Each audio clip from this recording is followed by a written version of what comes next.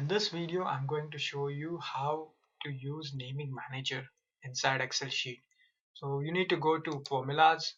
In formulas, you need to select this naming manager. This is the name manager, which can be opened by Control F3 as a shortcut key. So let us first understand how you define a name.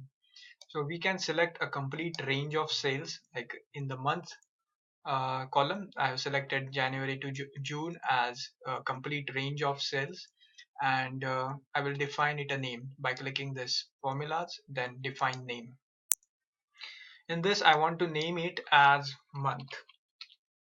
Okay, and I will click OK. So this refers to what? So the selection is referred over here, sheet 3, then exclamatory sign $G $8 to $G $13. So this is the range that is specified and named as month. I will click OK. Then I will select this range again and click define name and define it as sales and click OK. So I will say, since the name is already defined in previous workbook, so I will say it as sale and click OK.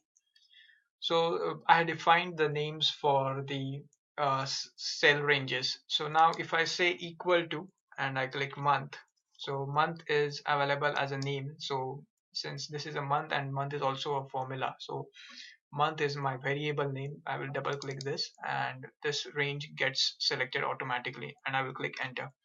So it is important to understand that whatever column and row that we are referring, so column can be a new, but if the row has to be the same, like I copy this formula into this row, 13 row and J column, I will get June. Similarly, I will get June over here. But if I copy it over here, then the value is unknown because there is no equivalent value in cell G16. That is, the 16th row does not contain the value for month, the month range. So it is quite important that you understand this naming feature is only valid for a particular row.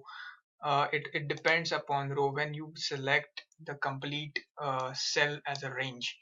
Now if I click here and say equal to sale, then I will get this sale value. So this is 200k, and then similarly if I want to extend it, I will left click, drag, extend it. So this is unknown because cell H14 does not have any sale value, and hence that's why there is a value error over here. So I will delete this, and you can see that you can easily copy a complete range of uh, values into another cell. So this is useful when you are going to implement formulas, which I will show you in my upcoming lectures. Now let us understand how you can define a single cell a name. Like if we want to say enter a variable name, so let's say 20 is our variable, and I want to use this number uh, quite a while. So like let's say this is my rate per hour for work, then this is $20 per hour. Then what happens is, like, I want to use it inside all the workbook or inside this Excel sheet only. Then what I will do is I will define it as a name. So I will click define name, and it has automatically taken rate per hour. So either it can be a rate per hour, or I can just click as rate over here and define it as a name and click OK. So rate is by default defined for this cell L10, and this is the name box for that cell. So if I say equal to rate and click enter, because rate is also a function, so I cannot use that. Equal to rate would cause me it will be a function, so equal to rate would